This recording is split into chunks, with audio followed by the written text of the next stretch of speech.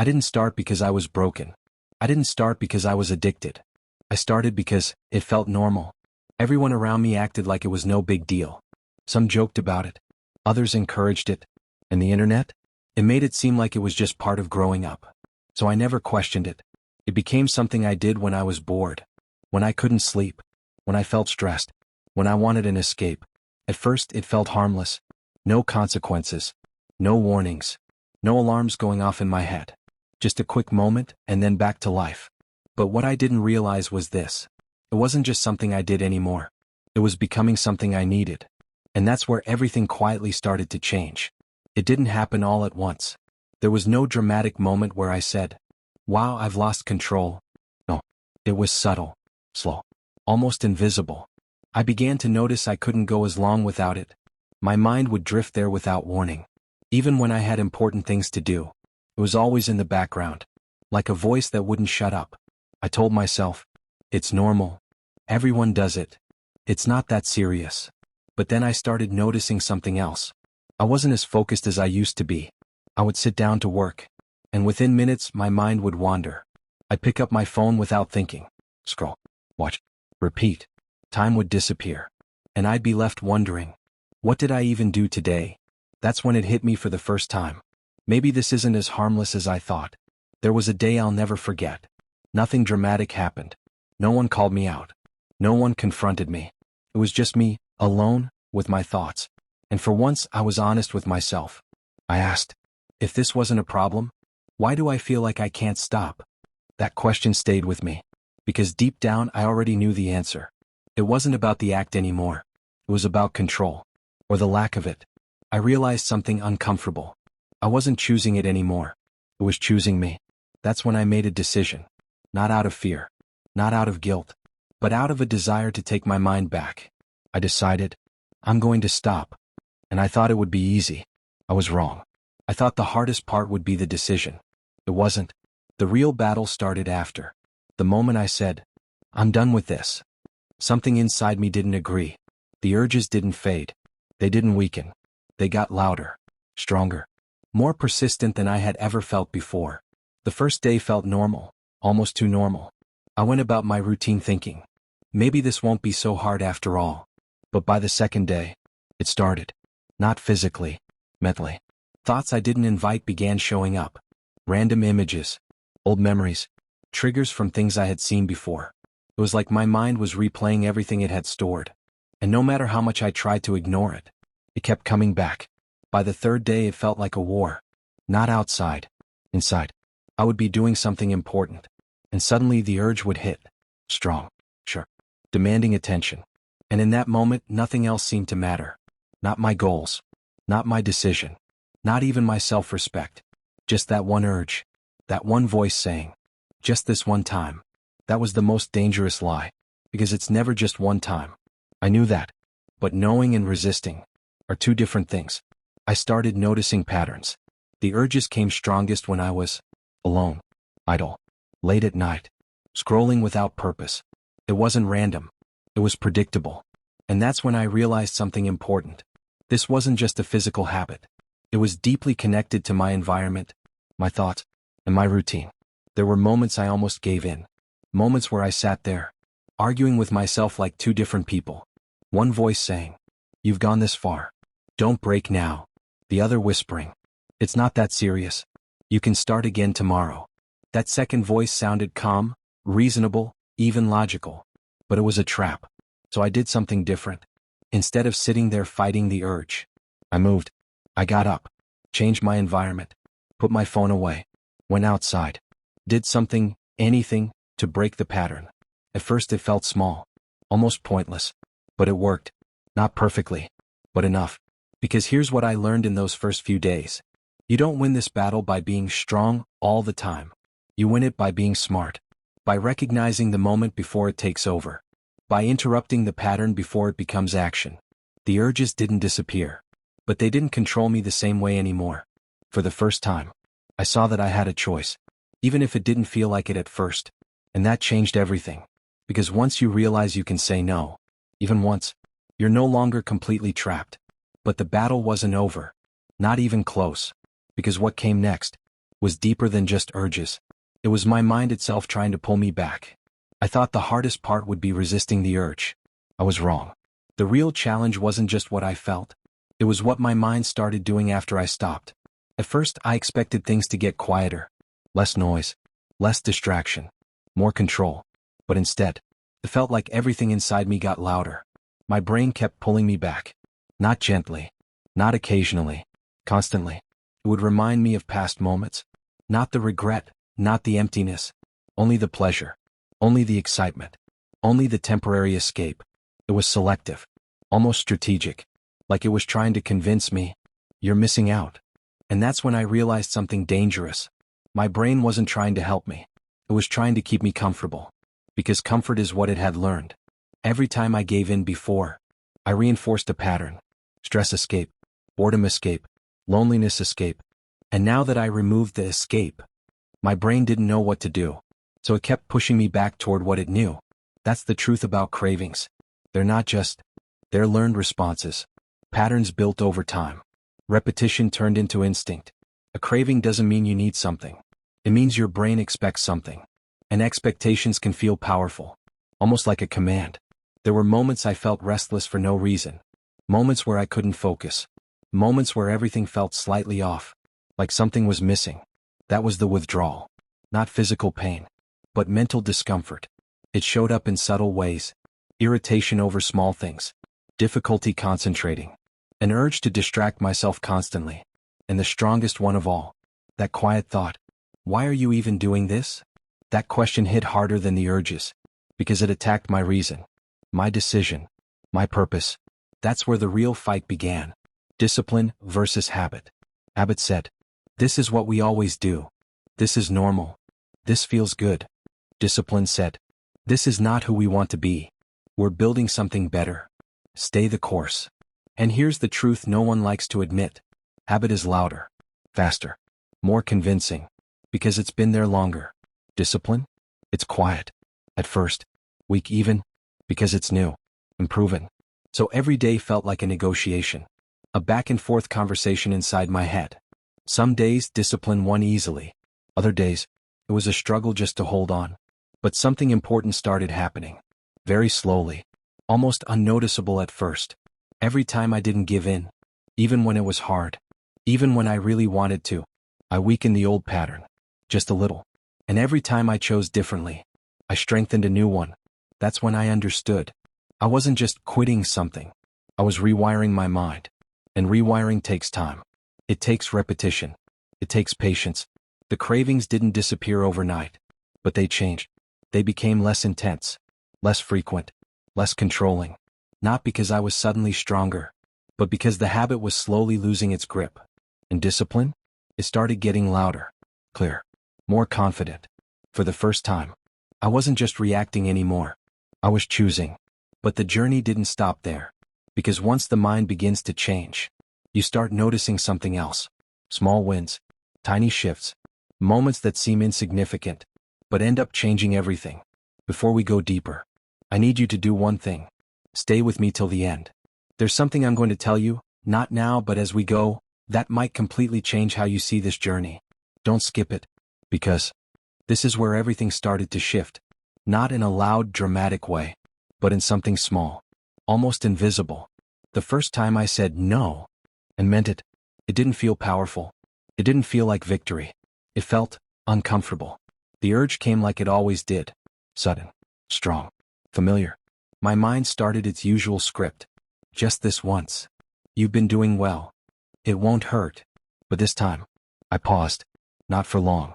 Just enough to recognize what was happening. And instead of reacting, I chose. I said no. Not out loud, but internally. Firm, clear, final. And something strange happened. The urge didn't disappear instantly, but it lost power. That moment, that one decision, changed more than I expected. Because for the first time, I proved to myself, I can feel the urge and still not obey it. That's a different level of control.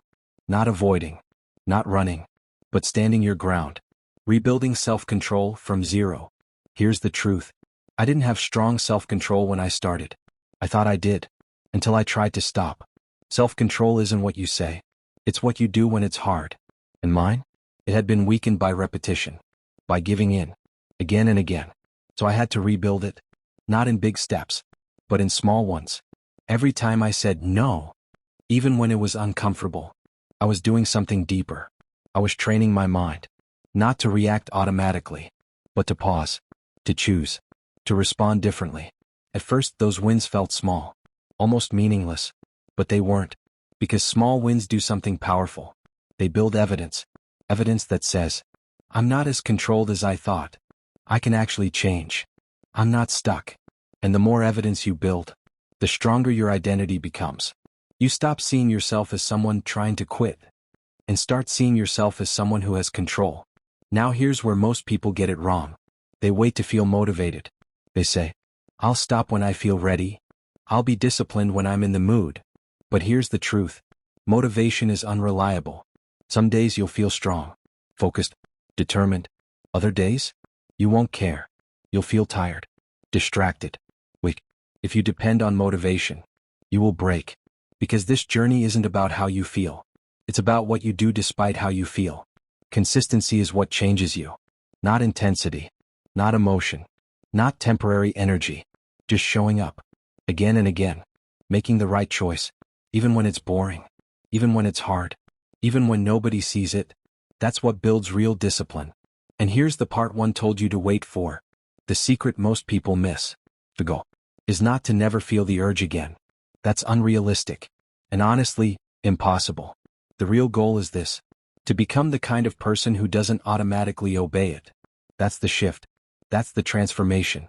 Because when you reach that point, you're no longer fighting every day. You're choosing every day. And that changes everything.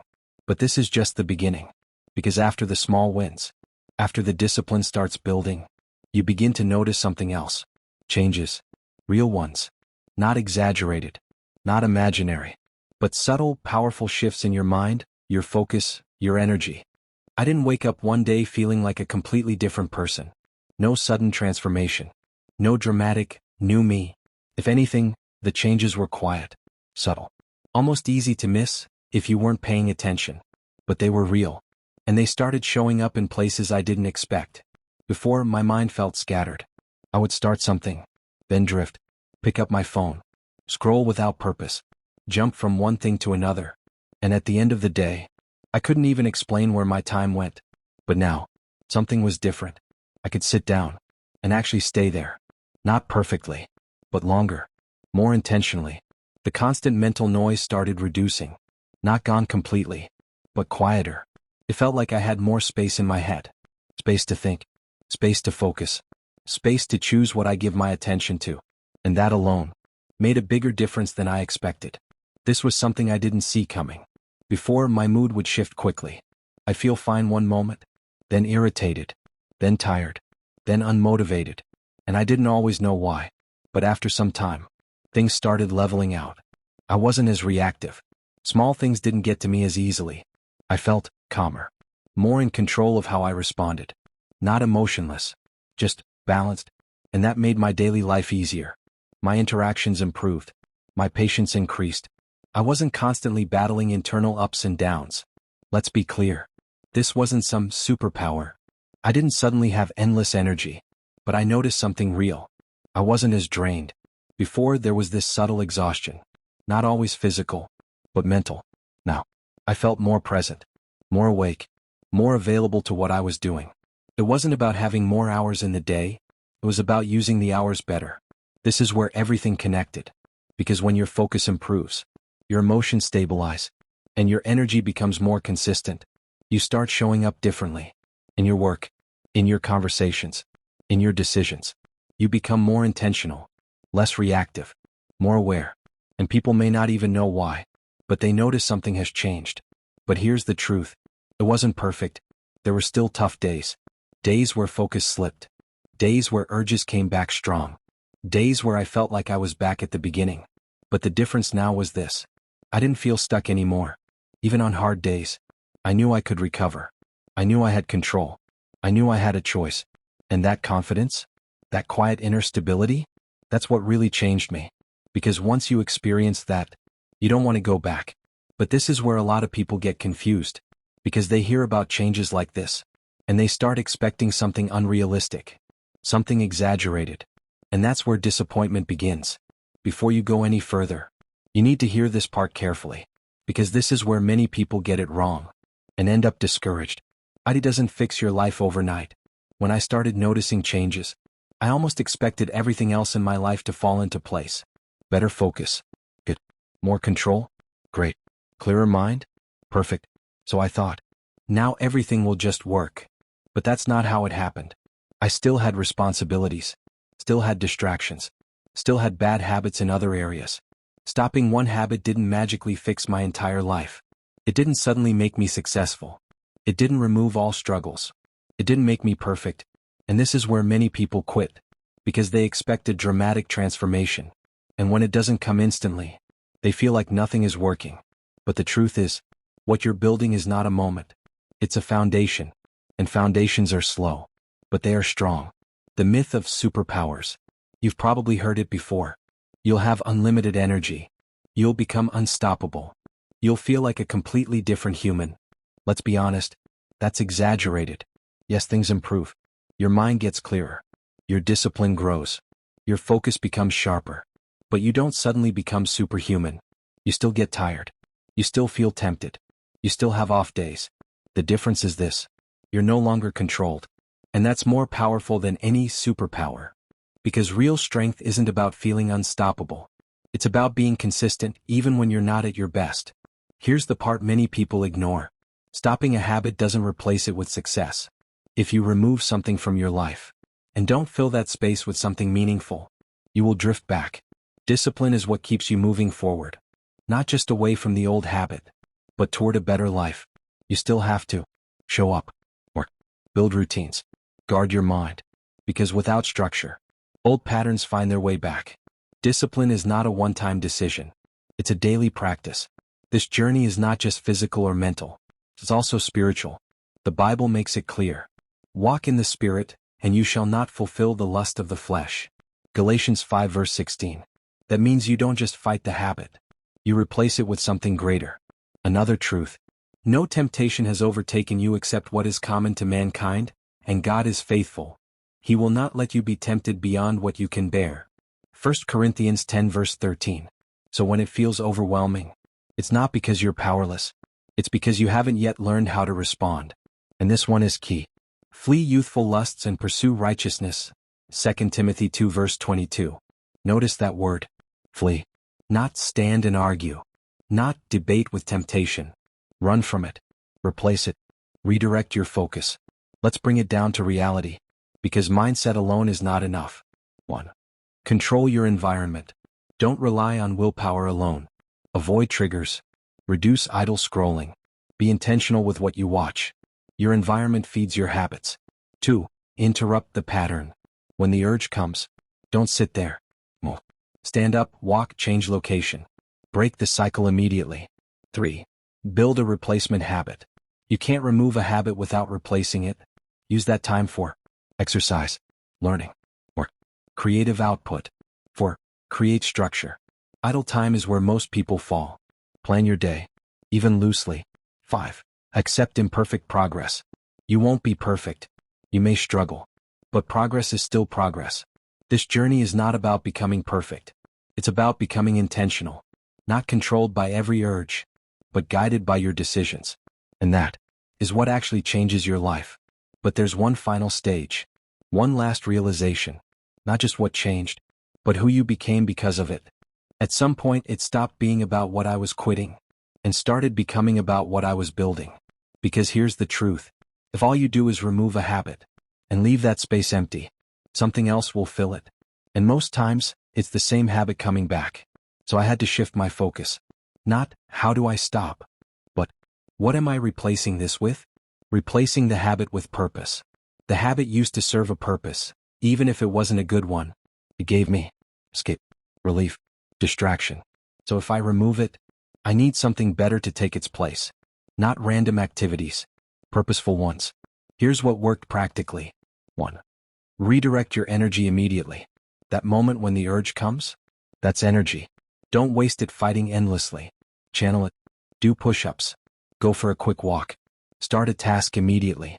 Action kills overthinking. 2. Set a clear daily target. You need something that pulls your attention forward. Examples: I will complete this task today. I will study for 1 hour. I will finish this project section. When your day has direction, distractions lose power. 3. Build something that matters to you. This is key. Not just staying busy, but doing something meaningful. Skill, design, coding, engineering work, content creation, your YouTube, your teaching, personal growth. Purpose reduces temptation. Most people don't fail because they're weak. They fail because they're unstructured. Idle time is dangerous. Unplanned time becomes vulnerable time. So I built structure, not perfection, just direction. A simple daily framework. Morning, start strong. Wake up at a consistent time. Avoid your phone immediately. Do something intentional: prayer, reading, planning. Daytime, stay engaged. Focus on work or productive tasks. Break tasks into blocks, 30 to 60 minutes. Take controlled breaks, not endless scrolling. Evening, be careful here. This is where most people fall. So be intentional. Limit screen time. Avoid triggers. Wind down with purpose, reading, reflection. Night, protect your weakest moment. Don't go to bed bored with your phone. Sleep when you're actually tired. Keep your environment clean and calm. Structure doesn't need to be perfect. It just needs to exist. Because the battle doesn't start with action. It starts with input. What you watch, what you scroll, what you listen to. All of it shapes your thoughts. So I became intentional. 1. Filter your content. If it triggers you, cut it off. No negotiation. Social media pages, videos, images. You're not missing out. You're protecting your mind. 2. Control your thoughts early. Don't entertain dangerous thoughts. The longer you let them stay, the stronger they become. Replace immediately. Shift focus. Start something else. Move physically. 3. Stay around the right influences, even if it's online. What you surround yourself with matters. Positive content. Growth-driven people. Faith-based messages, if that's your path. 4. Keep your mind occupied. An empty mind will look for stimulation. Give it something better. Reality check. You won't follow this perfectly every day. No one does. But if you stay consistent, even at 60-70%, you will see change. Because what you're doing now is bigger than stopping a habit. You're building a system. A life that supports your growth. Instead of working against you. You stop asking, will I fall today? And start asking, what am I building today? That question changes everything. Because when your life has direction, distractions lose their grip. And at that point, you're no longer just someone who stopped a habit. You're someone who became different. There comes a point in this journey where you stop measuring progress by what you've stopped and start measuring it by who you're becoming. Because the truth is, I didn't just lose a habit. I lost a version of myself that I thought I couldn't control. And slowly, I started building someone new. What I gained and what I lost. I won't lie and say everything became easy. It didn't. But I gained something more valuable than ease. I gained clarity. My mind became less crowded, less noisy, less reactive. I gained discipline. Not perfect discipline, but real discipline. The kind that shows up even when I don't feel like it. I gained self-respect. Because every time I chose differently, I was telling myself, I am not a slave to this. But I also lost something. I lost the illusion that change is instant. I lost the comfort of excuses. And I lost the version of me that kept saying, I'll start tomorrow. Because tomorrow never builds anything. Today does. This was the deepest change. Not behavior. Identity. I stopped seeing myself as someone trying to stop. And started seeing myself as someone who is learning control. That shift matters. Because what you believe about yourself eventually becomes how you live. You don't rise to your motivation. You rise to your identity. If you are still struggling right now, I want you to know something clearly. You are not alone in this fight. And you are not weak because you're trying. Change is not about never falling. It's about refusing to stay down. Every time you try again, you are building strength you cannot see yet. And one day, you will look back and realize, I'm not who I used to be. Let's pray. Lord God, I lift up every person listening to this message. Give them strength in moments of weakness. Give them clarity in moments of confusion. And give them discipline when their mind feels divided. Help them not to be controlled by habits that destroy them, but to walk in wisdom, self-control, and peace. Restore their mind, renew their thoughts, and guide their steps daily. Let them know they are not alone in this journey. In Jesus' name, amen. This message helped you. Don't just hear it and move on. Let it continue. Subscribe to the channel so you don't miss the next message. Turn on the notification bell so you stay consistent with content like this. And share this video/message to someone who is struggling in silence. Because someone out there is fighting the same battle and not talking about it. And this might be exactly what they need to hear. You're not finished. You're becoming. And that changes everything.